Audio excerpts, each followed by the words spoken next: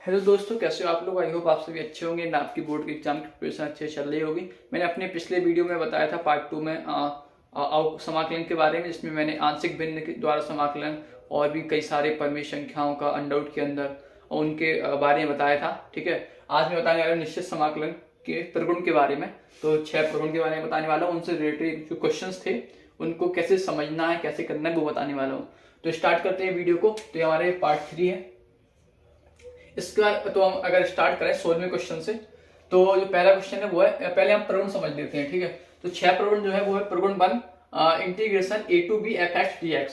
तो इसमें क्या बेसिकली हम लिमिट चेंज कर देते हैं, यानी अपर लिमिट लोअर लिमिट हो जाती है और लोअर लिमिट अपर लिमिट। तो इसमें बेसिकली क्या होता है, माइनस चिन्ह आ जाता है, बाकी सब सेम रहता है मान वैल्यू। ठीक है, दूसरे प्रगुण की बात करें तो वो है integration a to b fx dx equal to integration a to b fy dy।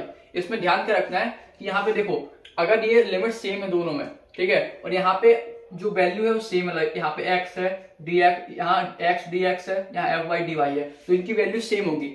समझ रहे, अगर यहाँ पे 2fy या कुछ गुणांक में है, 2 है, 3 है, 4 है, तो फिर वो सेम नहीं होंगे। अगर यहाँ पे लिमिट सेम होनी चाहिए पहली चीज, यहाँ पे आपका जो x dx है, यहाँ पे y dy इस तरीके से सेम होना चाहिए। यहाँ पे हम आगे इसका देखेंगे यूज। ठीक है, तो आपको और अच्छे से क्लैरिफाई हो जाएगा।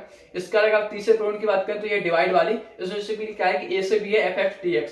तो हम बेसिकली इसमें क्या करते हैं, हम इसको लिमिट को 2 भाग में तोड़ देते हैं। तो हम मान लेते हैं कि एक कोई c है वैल्यू, जो कि आपका a से ज्यादा है इसकी वैल्यू और b से कम है, यानी a और b के बीच की वैल्यू है कोई। तो हम a से c integration fx dx plus c से b fx dx इस तरीके से लिख सकते हैं इसको, यानी तोड़ सकते हैं 2 भागों में। ठीक है, इसका अगर हम चौथे प्रगुण की बात करें जो कि आपका बहुत इंपॉर्टेंट है, इन सब में ज्यादातर में यूज होने वाला है, वो है a से b fx dx equal to a to b f a plus b minus x, मतलब lower limit plus upper limit minus x dx। यानी कि हम x की जगह क्या करते हैं, upper limit plus lower limit का योग, ठीक है, एडिशन, और माइनस x इसको हम रिप्लेस कर देते हैं, तो इसकी जो वैल्यू होगी वो सेम होगी इसकी। ठीक है, इसका हम बहुत यूज करेंगे, अभी देखेंगे आगे। ठीक है, एप्लीकेशन जब करेंगे। इसके अगर हम 5वें इसकी बात करें प्रगुण की, तो वो है minus a to a fx dx equal to, यहाँ पे 2 कंडीशन होती है, एक होती है सम, एक होती है विषम फलन। अगर सम फलन है तो ये मतलब यहाँ पे जो माइनस a से a, तो ये आपको देगा 2 0 to a, यानी 0 to a हो जाएगा, यहाँ पे 2 का गुणा हो जाएगा। अगर ये विषम फलन है तो यहाँ पे 0 हो जाता है। वो कैसे होता है, सम विषम फलन होता है क्या, वो देख लेते हैं। तो अगर मैं बात करूं तो बेसिकली क्या है कि अगर fx इक्वल टू, मतलब f minus x equal to F x है, मतलब अगर हम x की जगह माइनस एक्स यूज करें और उसकी वैल्यू भी एफ एक्स है उस फलन की, तो फिर ये हमारा क्या होता है, सम फलन होता है। लेकिन अगर हम f minus x equal to, यानी हम x की जगह माइनस एक्स रखें और इसकी वैल्यू माइनस एफ एक्स आए, तो हमारा विषम फलन होता है। ठीक है, अगर मैं एग्जांपल के तौर पे लूं तो आपको अच्छे समझ में आ जाएगा। हमारा साइन एक्स फलन होता है, तो हम जानते हैं कि साइन माइनस थीटा क्या होता है, माइनस साइन थीटा। ठीक है, तो यहाँ पे माइनस क्या आ गया, बाहर आ गया, तो हमारा क्या है, ये विषम फलन है। और जो कॉस माइनस थीटा होता है वो होता है कॉस थीटा, तो ये हमारा सम फलन है। ठीक है, तो मतलब यहाँ पे जो माइनस चिन्ह है वो यहाँ पे अगर बाहर आ गया तो हमारा विषम फलन हुआ। अगर माइनस चिन्ह मतलब बाहर नहीं आया, मतलब वो एक तरीके से कहें उसका इफेक्ट नहीं पड़ा, तो हमारा वो सम फलन हो गया। ठीक है, यहाँ पे अभी हम इसका यूज भी देखेंगे, तो ये भी इंपॉर्टेंट फलन है। ठीक है, इसमें जो 2 कंडीशन है वो ध्यान रखना है, हमेशा 2 का गुणा नहीं होगा, अगर सम है तभी होगा। इसका अगर हम लास्ट प्रगुण की बात करें जो कि ये प्रगुण 6, तो वो है 0 से 2a fx dx equal to, यहाँ पे भी 2 कंडीशन है। पहली, अगर f 2a minus x equal to fx है, यानी कि अगर हम x की जगह वही सेम चीज 2a माइनस एक्स, क्योंकि नीचे वाली 0 है, इसमें कंडीशन है, तो अपर limit minus x 2a minus x रखें, उसकी वैल्यू fx के इक्वल है, तो हम यहाँ पे 2 से गुणा कर देते हैं, तो 2 0 a, यानी लिमिट आधी हो जाती है और जो वो है वो यहाँ पे आगे आ जाता है 2। ठीक है, अगर दूसरा, अगर मान लो f 2a minus x equal to minus F x है, यानी माइनस चिन्ह बाहर आया, तो हमारे 0 हो जाता है। तो आपके 6 प्रगुण है, आई होप समझ में आ गया होगा। इसमें सबसे ज्यादा यूज आपके चौथे प्रगुण का है। ठीक है, तो अगर इसमें कोई डाउट हो तो आप कमेंट कर दीजिएगा। अब हम एक एक करके क्वेश्चन देखते हैं। ठीक है, इनको समझने की कोशिश करते हैं। तो अगर मैं 16वें क्वेश्चन की बात करूं जो कि है आपका integration minus π/4 to π/4 sine square x dx, तो अगर आप देखेंगे तो लिमिट से हमें पता चल रहा है कि इसमें कहीं ना कहीं 5वें प्रगुण का यूज होना है, क्योंकि देखो माइनस से और एक है ना, माइनस π/4 π/4, तो इसमें 5वें का यूज होना है। तो 5वें के लिए सबसे पहले आपको क्या चेक करना है कि वो फलन सम है कि विषम। तो यहाँ पे इसको चेक करते हैं, तो हम क्या करते हैं, यहाँ पे साइन स्क्वायर एक्स है, ठीक है। तो हम यहाँ पे एक बार माइनस एक्स रखते हैं एक्स की जगह, ठीक है, इसका स्क्वायर, तो इसकी वैल्यू क्या होगी, यहाँ पे इसकी वैल्यू हो जाएगी माइनस साइन एक्स, लेकिन चूंकि इसका ये स्क्वायर है तो यहाँ पे ये माइनस प्लस हो जाएगा। तो अगर हम देखेंगे तो हमने माइनस रखा तो भी इसकी वैल्यू साइन स्क्वायर एक्स ही आई। तो ये क्या है, सम फलन है। अगर यहाँ पे स्क्वायर नहीं होता तो हमारा क्या हो जाता है, ये विषम फलन, क्योंकि माइनस आ गया है। या फिर अगर पावर 3 होती तो यहाँ पे माइनस आ जाता बाहर, ठीक है, तो हमारे विषम हो जाता है। लेकिन चूंकि यहाँ पे स्क्वायर है, सम पावर है, तो इसलिए सम फलन है। यानी कि इसमें क्या होगा, बेसिकली ये हमारा बन जाएगा 0 to π/4 to sine square x dx, ठीक है। अब बेसिकली क्या करेंगे, हम साइन स्क्वायर एक्स का जो फॉर्मूला लगाते हैं वो लगा देंगे, जो आपका cos 2x वाला फॉर्मूला होता है 1 - 2 साइन स्क्वायर एक्स। अब यहाँ से हम साइन स्क्वायर एक्स की वैल्यू लगा देंगे, ठीक है, क्योंकि साइन स्क्वायर एक्स का हमें सीधे फॉर्मूला पता नहीं है, तो इसको हम वैल्यू रखेंगे, अलग अलग समाकलित करेंगे और लिमिट रखेंगे। लिमिट और कैसे रखना था वो मैंने पिछली वीडियो में बता दिया था, एक बार फिर से देख लीजिए। जो भी आंसर आएगा, ठीक है, जैसे मान लो एक्स आंसर आया एक्स, तो उसमें हम क्या करेंगे कि पहले हम अपर लिमिट रखेंगे उस वेरिएबल की जगह माइनस लोअर लिमिट, समझे। तो basically upper limit minus lower limit variable की जगह उस लिमिट को रख देते हैं, ठीक है, और सॉल्व कर देते हैं। आई होप समझ में आ गया होगा। इसका अगर हम अगले क्वेश्चन की बात करें, जो है 17वां क्वेश्चन, वो है 0 to π/2 under sin x upon under sin x plus under cos x dx equal to π/4, यह प्रूव करना है। तो इसमें बेसिकली चौथे प्रगुण का यूज होगा, ठीक है। तो इसमें हम क्या करते हैं, जो मैंने बताया था, ये आई की, ये है आई इक्वल टू, सारी आई इक्वल टू है, तो हम क्या करेंगे, आई इक्वल टू, यहाँ पे मैंने बताया था a plus B minus x use करते हैं, तो यहाँ पे क्या होगा, a प्लस बी, 0 प्लस π/2 होगा, π/2 माइनस एक्स यूज करेंगे हम x की जगह, यहाँ पे भी। तो साइन 90 माइनस एक्स क्या हो जाएगा, cos x, यहाँ पे cos 90 माइनस एक्स क्या हो जाएगा, sin x,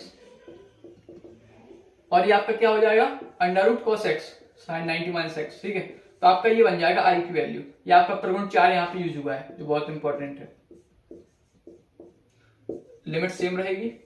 हम क्या करेंगे इसके बाद, देखिए, इसको देखिए और इसको देखिए, तो ये दोनों लिमिट सेम है, ठीक है, दोनों dx के फंक्शन है, ठीक है। तो हम इसको क्या करेंगे, जोड़ देंगे। तो हम जब जोड़ेंगे, लिमिट सेम है तो ये जुड़ जाएंगे। तो यहाँ पे बेसिकली आप लासा लेके जब जोड़ेंगे तो आएगा आपका under root sine x plus under root cos x, क्योंकि दोनों के हर सेम है तो अंश सीधे सीधे जुड़ जाएंगे। आपका आ जाएगा under root sine x plus under root cos x, है ना। तो बेसिकली क्या हो जाएगा, कैंसिल हो जाएगा, क्योंकि अंश और समान है। तो यहाँ पे आ जाएगा एक का समाकलन क्या होता है एक्स, और यहाँ पे लिमिट लगा देंगे 0 to π/2, तो आपका इजीली सॉल्व हो जाएगा। तो अगर करेंगे सॉल्व तो π/4 आ जाएगा, ठीक है। तो बेसिकली इसमें प्रगुण 4 का यूज किया, ठीक है, और हमने फिर उसको जोड़ दिया। जब भी आप प्रगुण 4 का यूज करते हैं तो ज्यादातर में इक्वेशन को आप जोड़ते हैं, ठीक है। आई होप समझ में आ गया होगा। इसके बाद अगर मैं अगले क्वेश्चन की बात करूं, वो 18वां question, 0 to π/4 log e on base e 1 + 10x dx equal to π/8 log 2 on base e, इसको हमें सिद्ध करना है। तो इसमें भी प्रगुण 4 यूज होगा। देखिए कैसे, तो log e 1 प्लस, यहाँ पे हम क्या करेंगे 10 a प्लस b, तो a प्लस b क्या होगा 0 + π/4 यानी π/4 माइनस x, ये हमारा हो जाएगा dx, ठीक है, यहाँ हमारा 0 से π/4। अच्छा, अब जो है देखिए यहाँ पे 10 π/4 माइनस एक्स यानी 45 माइनस एक्स, तो इसकी तो ऐसी कोई वैल्यू नहीं होती, जैसे 90 माइनस एक्स 180 प्लस एक्स वैसी होती है, ऐसी तो नहीं है इसकी वैल्यू। तो हम यहाँ पे क्या करेंगे 10a माइनस b का फॉर्मूला लगा देंगे, है ना। तो यहाँ पे क्या फॉर्मूला बन जाएगा 10 45 की वैल्यू क्या होती है 1 माइनस 10b की वैल्यू क्या है x अपॉन 1 प्लस 10a की वैल्यू क्या है 1, 10b की वैल्यू क्या है 10x। तो हम ये फॉर्मूला लगा दिया हमने यहाँ पे, और बाहर हमारा क्या रहेगा 1 प्लस, ठीक है, और ये हमारा बाहर लॉग रहेगा। यहां पे हम इसको लासा लेंगे, सॉल्व करेंगे, तो आपका बेसिकली क्या आ जाएगा, यहां पे जब सॉल्व करेंगे तो 1 + 10x, एक मिनट, ये हाँ एक बार मैंने एक्स्ट्रा लिख लिया। हाँ, अब यहां पे जब लासा लेंगे तो 1 + 10x plus 1 - 10x upon 1 + 10x। अब यहाँ पे क्या होगा 10x से 10x कैंसिल हो जाएगा, तो हमारा ये आएगा log 2 अपॉन 1 + 10x, है ना। अब मैंने लॉग के ऑपरेशन बताए थे अवकलन वाले वीडियो में, तो पार्ट 1 में, तो इसमें बेसिकली क्या होगा log m अपॉन n लगेगा, जो होता है log m - log n, क्या हो जाएगा log 2 - log 1 + 10x, और आपकी जो लिमिट रहेगी सब में लगाना है, ठीक है। 0 to π/4 रहेगी, यहाँ हो जाएगी 0 to π/4। अब थोड़ा आप देखेंगे तो हमने आई की वैल्यू थी क्या हमारे पास आई की वैल्यू थी ये, और यहाँ पे आप देखेंगे तो ये सेम है ना, यहाँ पे dx होगा, तो बेसिकली हम इसको आई लिख सकते हैं। हाँ, तो ये माइनस आई है और ये हमारा टोटल क्या है, आई चल रहा है, तो आई माइनस आई, तो माइनस आई उस साइड जाएगा तो बन जाएगा 2i। इसका जब सॉल्व करेंगे तो ये कांस्टेंट है log 2 बाहर आ जाएगा, और 1 का हो जाएगा x को जब आप वो करेंगे मतलब लिमिट लगाएंगे तो π/4 - 0, तो आपका बेसिकली क्या हो जाएगा, ये 2 यहाँ आ जाएगा तो π/8, तो y = π/8 log 2। यानी बेसिकली इसमें हमने क्या किया, प्रगुण 4 का यूज किया। इसमें हमने tan a - b का फॉर्मूला लगाया, क्योंकि हाँ यहाँ पे वो मतलब चेंज नहीं हो रहा टेंस और कोट में, क्योंकि 90 नहीं था, तो हमने उसको सॉल्व किया, log का फंक्शन लगा, यहाँ पे हमने देखा इसकी वैल्यू आई आई, तो आई को हमने उस साइड भेज दिया, हमारा इजीली इंटीग्रेट हो गया। ठीक है, इसका अगर मैं अगले क्वेश्चन की बात करूं, वो 19वां क्वेश्चन, वो है इंटीग्रेशन 0 to π x और tan x dx upon sec x plus tan x। इसमें आपको क्या करना है, इसमें भी आपको प्रगुण 4 लगा देनी है। प्रगुण 4 लगाएंगे तो क्या होगा, यहाँ पे pi minus x, tan pi minus x होगा, tan पाई माइनस एक्स क्या होता है, माइनस tan x है ना, tan x और माइनस थीटा। यहाँ पे sec पाई माइनस एक्स क्या होगा, माइनस sec x, और tan पाई माइनस एक्स होगा माइनस tan x। हमारी आई की वैल्यू है 0 to π। अब बेसिकली क्या है, ये जो माइनस है यहाँ पे माइनस कॉमन आया तो ये सब प्लस हो जाएंगे।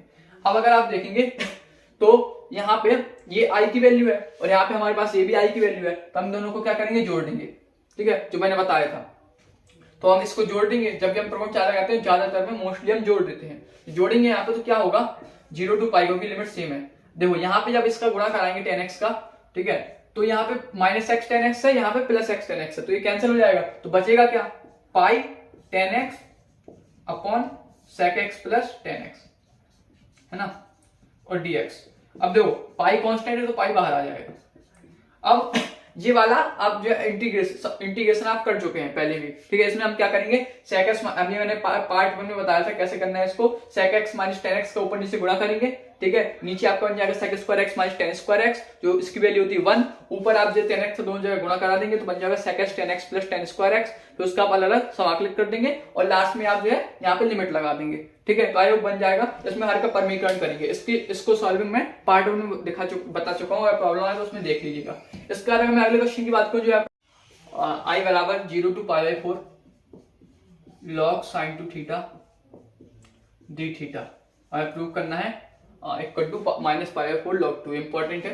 तो इसमें अगर हम देखेंगे यहाँ पे हमारे पास sin 2 थीटा है, और हम थीटा टी एक्स के रूप में करते रहे, हम क्या करेंगे 2 थीटा को टी मान लेंगे, ठीक है, जो बेसिकली हम प्रतिस्थापन करते हैं, तो उसको हमने मान लिया टी, ठीक है। तो इसका क्या होगा 2, और थीटा का क्या होगा आपका ये हो जाएगा 2 equal to D T upon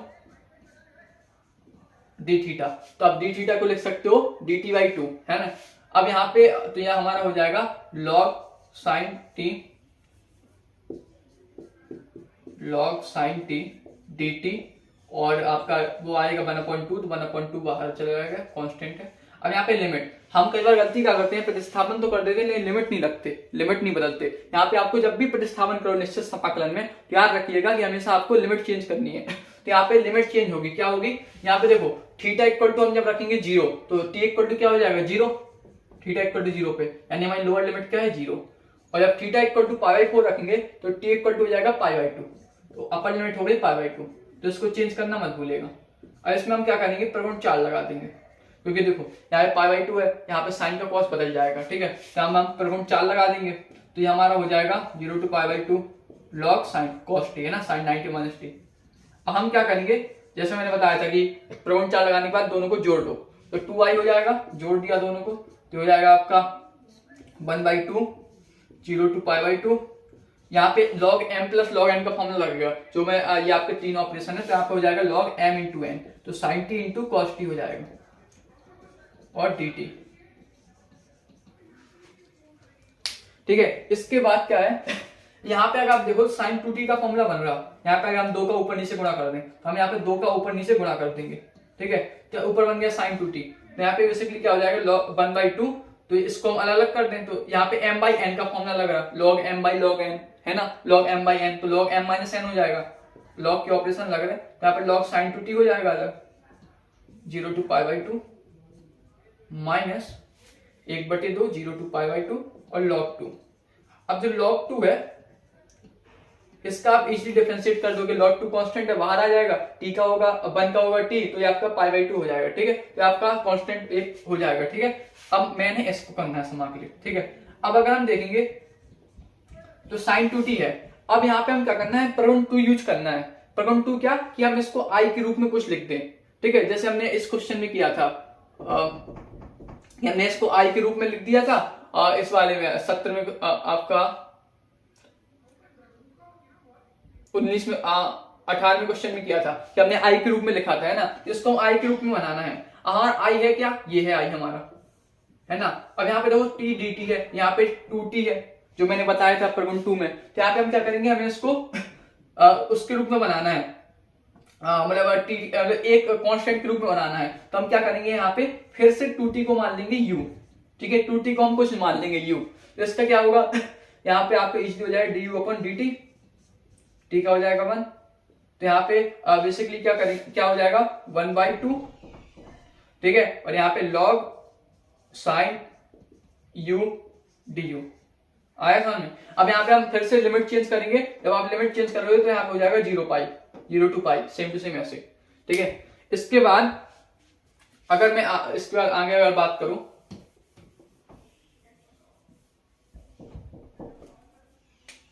और तो यहाँ पे आपका 2i है। ठीक है, अब अगर आप देखेंगे जो वहां पे लिखा था sin t, तो ये आप सेम टू, अब आप देखेंगे तो यहाँ पे चूंकि यहाँ पे π/2 था, है ना, π/2 log sin t, यहाँ पे पाई है, तो हम यहाँ पे फिर क्या करेंगे, प्रगुण 6 का यूज करेंगे। तो हमारे क्या हो जाएगा, हाफ 0 to π/2, ये हमारा पाई हो जाएगा, सॉरी 2 का यहाँ पे मल्टीप्लाई हो जाएगा। ठीक है, इसके अलावा यहाँ पे 4 आएगा क्योंकि ये 1/2 होगा। ठीक है, यहाँ पे 1/4 होगा, और ये हमारा log sin u du। अब आप देखेंगे तो ये हमारा क्या बन जाएगा, इसके सेम टू सेम, तो हम इसको i लिख सकते हैं। तो हमारे हो जाएगा 1/2i। इसको हम उस साइड भेज देंगे, और यहाँ पर जो यहाँ पे वैल्यू आ रही है, ठीक है, उससे हम 2 को डिवाइड करेंगे तो हमारी ये वैल्यू आ जाएगी। आप करके देखिए। ठीक है, ये आपको सेम टू सेम ऐसे करना है। आपने पहले क्या किया, 2 थीटा को t माना, तो उसका प्रगुण 4 लगा दिया, लॉग के कुछ ऑपरेशन लगाए, फिर यहाँ पे फिर आपने प्रगुण 2, पहले आपने प्रगुण 2 लगाई, फिर आपने प्रगुण 6 लगाया। ठीक है, तो इसमें 3-4 प्रगुण यूज होंगे। तो बहुत इंपॉर्टेंट क्वेश्चन है, करके देखिए। ठीक है, इसके बाद अगर मैं अगले क्वेश्चन की बात करूं, वो 21वां क्वेश्चन। ठीक है, इसके अलावा जो 22वां क्वेश्चन है आपका, वो इसके जैसे ही सेम है। ठीक है, इसमें क्या है, आपको sin x है, तो जो t के बाद हमने किया ना, वो सेम टू सेम इसमें करेंगे। ठीक है, तो 22वां सेम टू सेम है, ये करके देखिए। इसका अगर मैं 21वें क्वेश्चन की बात करूं, तो इसमें क्या है, इसमें भी हम चौथी प्रगुण का यूज करेंगे। तो क्या हो जाएगा, 0 to π, ये हो जाएगा π - x, ये हो जाएगा sin 180 - x, क्या हो जाएगा आपका sin 180 - x क्या होता है, sin x, यहाँ पे 1 प्लस cos स्क्वायर x। अब cos 180 - x होता है माइनस cos x, लेकिन यहाँ पे स्क्वायर तो प्लस हो जाएगा, तो 1 प्लस cos स्क्वायर x। हम क्या करेंगे, सेम चीज करेंगे, जोड़ेंगे, ये i इक्वल टू हो गया। जब जोड़ेंगे तो ये माइनस x sin x से plus x sin x cancel हो जाएगा, तो बचेगा क्या, पाई आ जाएगा, और यहाँ पे बचेगा सिर्फ dx sin x अपन 1 प्लस cos स्क्वायर x। तो अब देखिए, यहाँ पे cos x को t मानो, sin x आपका अवकलित हो जाएगा, तो आपको हो जाएगा dt अपन 1 plus T square tan inverse t। तो आपके सीधे अब फॉर्मूला हो गया। ठीक है, इसके बाद अगर मैं अगले उसकी बात करूं,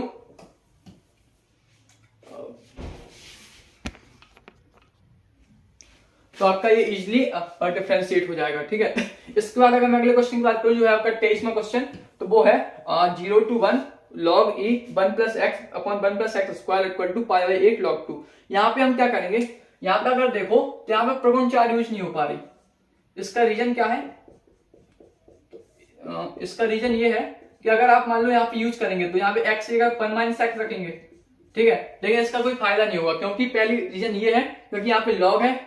ठीक है, और दूसरी बात क्या हो जाएगा, ये गुणा हो जाएगा, क्योंकि log m plus log n, तो log m plus log n क्या होगा, m into n, तो इसका गुणा हो जाएगा आपका 1 प्लस x से। समझ रहे हो, ये होगा यहाँ पे 2 - x। तो यहाँ पे x कैंसिल नहीं हो रहा, हमें x कैंसिल करना है, जैसे इन सब में हुआ। तो यहाँ पे हम प्रगुण 4 नहीं लगाएंगे। अब हम क्या करें, अब देखिए यहाँ पे मैंने अवकलन में बताया था प्रतिस्थापन यूज होता है, तो यहाँ पे क्या करेंगे, हम त्रिकोणमिति प्रतिस्थापन यूज करेंगे। x equal to tan theta मानेंगे, क्यों, क्योंकि 1 प्लस x स्क्वायर है नीचे। ठीक है, तो मैंने बताया था 1 प्लस x स्क्वायर हो, तो यहाँ पे x equal to tan theta मानो। तो यहाँ पे हम क्या करेंगे, tan थीटा मानेंगे, तो क्या होगा बेसिकली, यहाँ पे ऊपर बन जाएगा log 1 प्लस tan थीटा, नीचे हो जाएगा 1 plus tan square theta sec square theta. tan theta का अवकलन करेंगे तो हो जाएगा sec स्क्वायर थीटा, ये कैंसिल हो जाएगा। अब हाँ, एक इंपॉर्टेंट चीज, हमने जो कि x इक्वल टू क्या माना है, tan थीटा, तो यहाँ पे हमें लिमिट भी चेंज करनी है। जब जब भी हम प्रतिस्थापन करें, कुछ को t माने u माने, तो हमें प्रतिस्थापन यहाँ पे लिमिट चेंज करनी है, जो हम कभी कभी गलती कर देते हैं। तो जब लिमिट चेंज करेंगे तो देखो यहाँ पे क्या है, x इक्वल टू 0 रखो, तो tan की कौन से एंगल की वैल्यू 0 होती है, 0 की, यहाँ पे एक लिमिट आएगी, यहाँ पे 0, यहीं पे चेंज हुआ है 0। और जब हम 1 रखेंगे तो यहाँ पे tan की किस वैल्यू, एंगल की वैल्यू के मान 1 होता है 45 का, π/4, समझा। अब यहाँ पे हम बेसिकली क्या है, अब अगर आप देखोगे तो जो ये क्वेश्चन है log 1 + tan theta d theta, और ये वाला क्वेश्चन सेम टू सेम है, इसमें सिद्ध भी सेम टू सेम आ रहा, proof same to same question बन गया। इसको भी ऐसे सॉल्व करना है, इसमें आप प्रगुण 4 लगाना, फिर आप tan a - b का फॉर्मूला लगाओगे, लॉग के ऑपरेशंस लगाओगे, ठीक है। यहाँ पे i के रूप में एक वो आएगा, उसको आप उस साइड ले जाओगे और i की वैल्यू निकाल दोगे। सेम टू सेम ये क्वेश्चन है, तो ये क्वेश्चन सेम टू सेम है। इसमें बस क्या करना है आपको, एक चीज इसके एक्स्ट्रा है, x equal to tan theta मानना है, ठीक है। आई होप समझ में आ गया होगा, इसमें ट्रिगोनोमेट्री प्रतिस्थापन का यूज हुआ है। इसके बाद अगर मैं अगले क्वेश्चन की बात करूं, जो 24वां क्वेश्चन, तो इसमें 0 to π/2 sin⁴x dx upon sin⁴x plus cos⁴x, ठीक है। इसमें भी हम प्रगुण 4 लगाएंगे, प्रगुण 4 लगाएंगे क्या हो जाएगा, sin π/2 - x की पावर 4, ठीक है। ऐसे इसमें होगा तो साइन ये हो जाएगा cos⁴x, और इसमें हो जाएगा sin⁴x। बेसिकली क्या हो जाएगा, sin 90 - cos x की पावर 4 है, क्या हो जाएगा cos की पावर 4x cos x की पावर 4, और यहाँ पे cos⁴x sin⁴x। अब आप क्या करेंगे, इसको जोड़ देंगे, यहाँ पे आप जोड़ेंगे तो sin⁴x प्लस cos⁴x अपन sin⁴x प्लस cos⁴x हो जाएगा, तो कैंसिल होकर 1 हो जाएगा, और 1 का आप इजीली इंटीग्रेट कर देंगे। तो इसमें सिंपल है, जस्ट चौथा प्रगुण लगाना है बस, और जोड़ देना है। तो आई होप समझ में आ गया होगा। इसके अलावा मैं अगले क्वेश्चन की बात करूं, जो है 25वां, तो उसमें क्या है, integration 0 to π x upon a² cos² x plus b² sin² x dx। इसमें भी आपको प्रगुण 4 लगानी है, ठीक है। जब आप प्रगुण 4 लगाएंगे तो ऊपर क्या बन जाएगा, π - x, ठीक है, नीचे a² cos π - x का होता है माइनस cos x, लेकिन चूंकि स्क्वायर है तो यहाँ पे cos² x ही होगा प्लस का, यहाँ पे सेम रहेगा b² sin π - x होता है sin x। अब जब आप इसको जोड़ेंगे तो देखो -x यहाँ प्लस x है, -x प्लस x कैंसिल हो जाएगा, बचेगा क्या, पाई अपॉन पाई आपका कांस्टेंट है, तो ये आपका बचेगा dx अपॉन, ये आपका same to same a² cos² x plus b² sin² x। ये सेम क्वेश्चन में पिछले पार्ट 2 वीडियो में बता चुका हूं। इसमें आपको क्या करना है, बेसिकली cos² x से भाग दे देना है ऊपर नीचे, ठीक है। ये आपको नीचे ऊपर बन जाएगा sec² x, नीचे बन जाएगा a² plus b² tan² x। आपको क्या मानना है, tan x को t मान लेना है, sec² x ऊपर है तो आपका इजीली समाकलित हो जाएगा। तो इसमें क्या करना है, और फिर लास्ट में आपको लिमिट रख देनी है। लिमिट वाले क्वेश्चन में करना क्या होता है, इंटीग्रेशन करते हैं नॉर्मली, उसका लास्ट में लिमिट रख देते हैं, अपर limit minus lower limit variable की जगह, ठीक है। तो ये सेम टू सेम क्वेश्चन में से प्रगुण 4 लगाना है, उसका आपको सीधे cos² x से भाग देके जैसे आप इंटीग्रेशन करते हैं वैसे करना है। इसके अलावा मैं अगले क्वेश्चन की बात करूं, जो कि आपका 26वां क्वेश्चन, तो वो है integration 0 to π/2 dx upon 1 plus √tan x equal to π/4। तो अगर आप देखें तो 26वां जो क्वेश्चन है वो आपका 70वें क्वेश्चन जैसा है, सेम टू सेम, ठीक है। बस इसमें जैसे इसमें आपने इसमें आए थे 23 में से 18वें में x equal to tan theta मान के, इसमें भी सेम टू चीज करनी है आपको। tan x को सिंपलीफाई करना है, मतलब इसमें आपको sin x upon cos x रख देना है tan x की जगह। तो इसमें बेसिकली क्या होगा,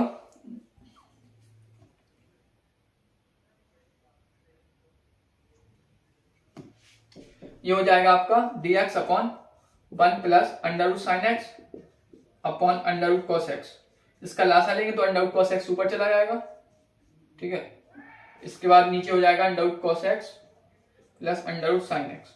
अब आप देखिए ये वाला क्वेश्चन है, यहाँ पे सिर्फ sin x है, यहाँ cos x, सिंपल है, कोई फर्क नहीं पड़ेगा। अब इसमें प्रगुण 4 लगाएंगे तो ऊपर sin x हो जाएगा, दोनों जोड़ेंगे तो कैंसिल होकर 1 हो जाएगा, आपका प्रूव हो जाएगा π/4, ठीक है। तो ये आपका 26वां क्वेश्चन है, सिंपल है, ठीक है। इसके अलावा मैं अगले क्वेश्चन की बात करूं, जो है 27वां, उसमें क्या करना है आपको, इसमें आपका प्रगुण 3 यूज होगा, ठीक है। अभी तक देखो हमने प्रगुण 2 का यूज किया, 4 का यूज किया, 6 का यूज किया, 5 का यूज किया, 3 का नहीं हुआ, 3 का यूज इसमें होगा।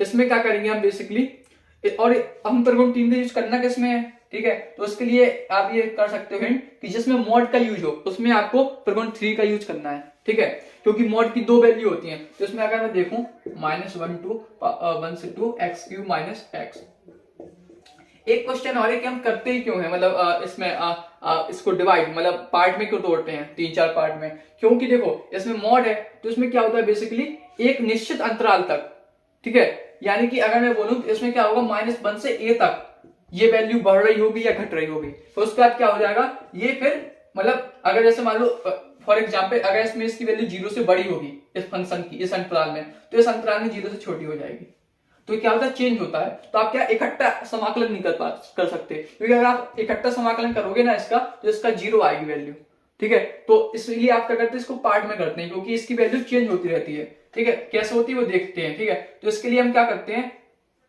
अब हमें चाहिए a की वैल्यू, ठीक है, a b c जितने भी बीच में वो होंगे उसकी वैल्यू चाहिए, तो उसकी वैल्यू हम कैसे निकालते हैं, तो हम क्या करते हैं बेसिकली इसको सिंप्लीफाई, x³ - x को जो हमारे फंक्शन है उसको हम 0 के इक्वल कर देते हैं, 0 के इक्वल करते हैं, यहाँ से हम x की वैल्यू निकालते हैं। अब देखो हम यहाँ से x कॉमन आएगा तो x² - 1 = 0, तो यहाँ x = 0 आएगी एक वैल्यू और x² = 1, यानी x = +-1।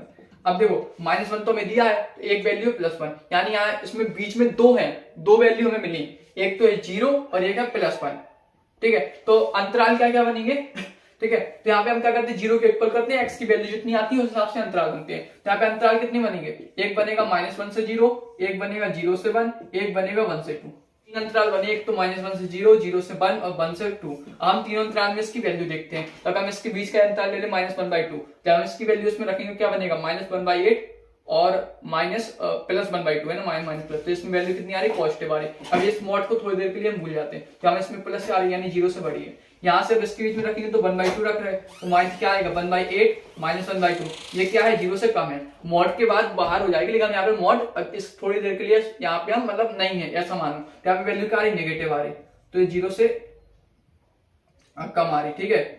x जो आपका फंक्शन की वैल्यू f(x) अगर मानो या i की वैल्यू ले लो, ठीक है। यहाँ पे अगर 1 से 2 के बीच में ले लो 3/2, तो इसकी वैल्यू क्या होगी 27/8 -3/2, इसकी वैल्यू आप देखो पॉजिटिव होगी, यानी कि अगर आप देखोगे पहले बढ़ी एक अंतराल तक, फिर घटी 0 से, मतलब फिर 0 से कम हुई, फिर 0 से बढ़ी, यानी कि चेंज हो रही है। तो इसलिए हम यहाँ पे डिवाइड करते हैं यहाँ पे हम मतलब 2-3 उसमें भागों में तोड़ते हैं। हम बेसिकली क्या करेंगे, यहाँ पे 0 से बढ़ रही है तो हम यहाँ पे इसकी वैल्यू जो फंक्शन की वैल्यू पॉजिटिव लेंगे, ठीक है।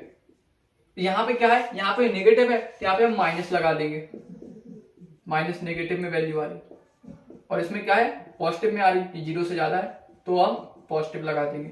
हम क्या करेंगे सिंप्लीफाई, अलग अलग लिमिट लगा के इसका हम जो है मतलब समाकलित कर देंगे और लिमिट लगा के सॉल्व कर देंगे, ठीक है। तो आई होप समझ में आ गया होगा, ठीक है। तो ये वाला क्वेश्चन है, आ सकता है 3 नंबर या 5 नंबर में, ठीक है। तो ये आपके इंपॉर्टेंट क्वेश्चंस थे आज समाकलन के, ठीक है। मैंने 3 पार्ट में बताए जो आपके 50-51 इंपॉर्टेंट क्वेश्चन है, इन क्वेश्चंस को अच्छे से लगा लीजिए और ज्यादातर चांस नीचे आ जाएंगे, ठीक है। ऐसा अगर सेम टू सेम नहीं आया तो हो सकता थोड़ा सा वेरिएट करे, ठीक है। लेकिन जैसे मान लो यहाँ पे tan की जगह हो सकता है cot हो जाए, ठीक है। यहाँ पे sin x की जगह cos x हो जाए, यहाँ पे sin स्क्वायर x की जगह cos स्क्वायर x हो जाए, थोड़ा सा हो सकता है वेरिएट करे, लेकिन आएंगे इसी टाइप के क्वेश्चन। तो आई होप आपको समझ में आ गया होगा। इसके अलावा बोर्ड में कॉपी कैसे लिखना है, हिंदी की कॉपी पूरा पेपर सॉल्यूशन, ठीक है, हर क्वेश्चन कैसे लिखना है, ठीक है।